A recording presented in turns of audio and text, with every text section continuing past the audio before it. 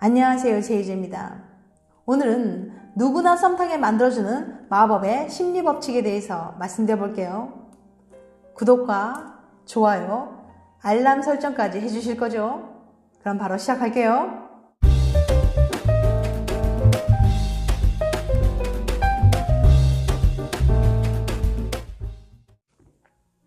제대로 호감 사는 법.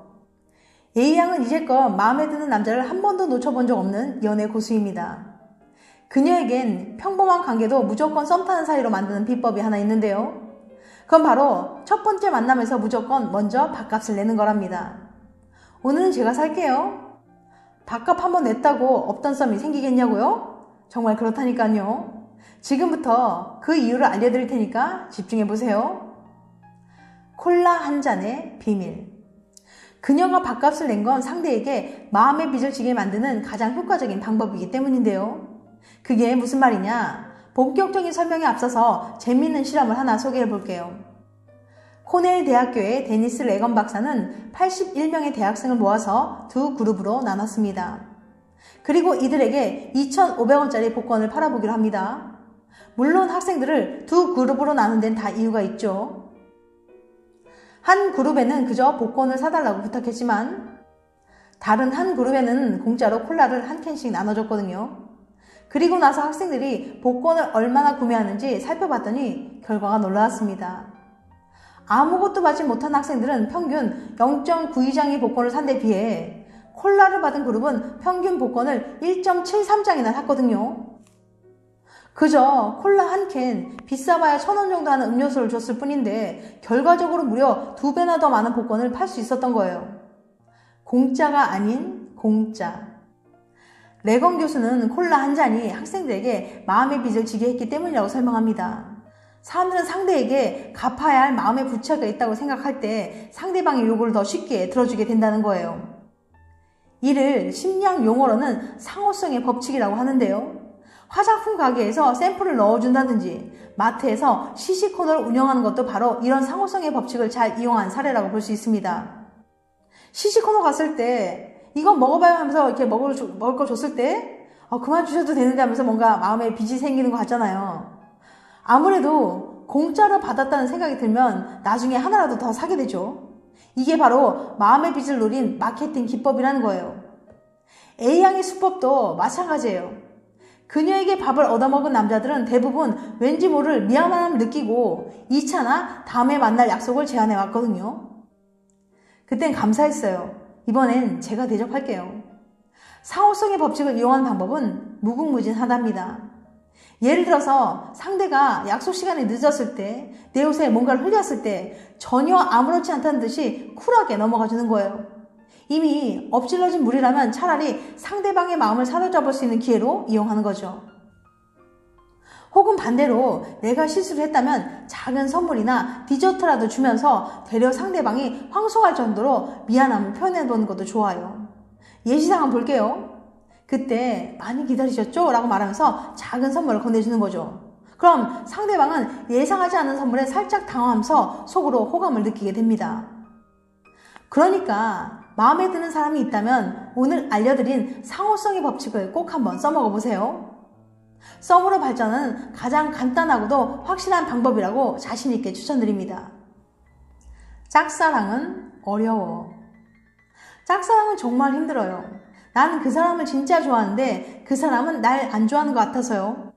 적어도 나만큼은 말이죠. 혹시 지금 힘든 짝사랑하고 있다면 이 영상 끝까지 봐주세요. 당신이 꼭 알아야 할 게 있거든요. 애들피 대학의 레베카 커티스 교수는 상대가 내게 호감이 없는 것 같을 때 사람들의 행동이 어떻게 변하는지 알아봤습니다. 교수는 60명의 학생들에게 소개팅을 하게 했어요. 단 학생의 절반에는 소개팅 상대가 여기 오는 길에 널 봤는데 벌써부터 괜찮더라라고 알려주고 나머지 절반에게는 뭐 잘 모르겠던데 하던데 하고 알려줬죠. 그런데 사실 이건 가짜였어요. 상대는 그 학생을 본 적도 그런 말을 한 적도 없었거든요. 소개팅이 끝난 뒤 교수는 소개팅 상대에게 학생들이 얼마나 매력적인지 물어봤는데요. 신기하게도 소개팅 전에 괜찮대 라는 말을 들은 학생들은 매력적이라는 평가를 받는 반면 잘 모르겠대라는 말을 들은 학생은 별로라는 평가를 받은 거예요. 매력 점수를 얼마나 받았나요? 라는 질문에 괜찮대라고 말해줬을 때는 78점, 잘 모르겠대를 말해줬을 때는 47점으로 나온 거죠. 이게 대체 어떻게 된 걸까요?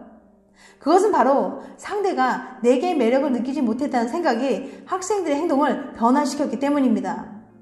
교수가 소개팅하는 모습을 지켜봤더니 잘 모르겠다는 얘기를 들은 학생들은 다음과 같은 소극적인 태도를 보였어요. 첫 번째, 상대방에게 질문하지 않는다. 잘 모르겠다는 대답을 들은 학생은 자신감이 약해져서 이런 얘기를 해도 되나 라고 망설이게 되고, 또 상대방은 나한테 궁금한 게 없나 라고 해서 실망하게 되는 거죠. 두 번째, 목소리에 힘이 없다. 네 하면서 잘 들리지 않게 대답해요. 그러면 상대방은 오면서 목이라고 누신 걸까 하면서 기분이 안 좋은 거죠. 세 번째, 자기 얘기를 안 한다. 그러니까 상대방은 자기 얘기를 안 하니까 나만 얘기하나 이렇게 생각해서 또 실망하게 되는 거예요. 그러니까 소개팅 상대가 나를 안 좋아할 거라는 생각만으로도 자신감이 떨어진 모습을 보이는 거예요. 그러니 당연히 소개팅 상대로 그 학생에게 매력을 느끼기 어려웠겠죠. 짝사랑이 실패로 끝나버린 이유도 이와 유사해요. 그 사람이 실제로 당신을 어떻게 보고 있는지 잘 모르면서 막연히 날 안 좋아할 것 같다라고 생각하고 있진 않나요? 그런데 이런 생각을 믿는 순간 현실이 됩니다. 당신이 생각한 당신의 모습이 그 사람 앞에서의 당신은 정말 한없이 작아지게 만들거든요. 적어도 그 사람이 당신을 안 좋아할 거라고 지레 짐작하지는 마세요. 대신 억지로라도 이렇게 생각해 보세요. 나는 꽤 괜찮아 보이는걸? 나는 충분히 매력 있는 사람이야. 알고 보면 당신에겐 당신만의 매력이 정말 있답니다. SNS에 셀카를 많이 올릴수록 애인과 자주 싸운다. 마음에 드는 사람이 SNS를 들어가 봤더니 온통 셀카로 도배되어 있다면 고백하기 전에 이 연구를 봐주세요. 플로리다 대학의 제시카 리드웨이 연구팀은 420명의 인스타그램 이용자를 모아 어떻게 연애하고 있는지 살펴봤는데요. 셀카를 많이 올리는 사람일수록 애인과 자주 싸우고 이별도 많이 겪었습니다. 사람들이 셀카를 SNS에 올리는 가장 큰 이유는 타인의 관심을 받기 위해서예요. 물론 그 타인 안에는 이성도 포함되어 있고요. 아무리 애인이 난 그런 의미로 올리는 거 아니야 라고 해도 나도 모르는 이성에게 호의적인 댓글이 계속 달리는 걸 보면 질투가 날 수밖에 없어요. 리드웨이 연구팀은 바로 이 질투심 때문에 싸움이 자주 생기고 헤어질 확률도 높아진다고 말합니다. 셀카 중독자에게 마음이 생겼다면 불타오를 질투심을 다스릴 수 있게 명상이라도 미리 시작해보세요. 지금까지 누구나 썸 타게 만들어주는 마법의 심리법칙에 대해서 말씀드렸어요. 다음엔 더 재밌고 유익한 영상을 찾아뵐게요. 끝까지 시청해주셔서 감사합니다. 다음에 또 봬요. 안녕.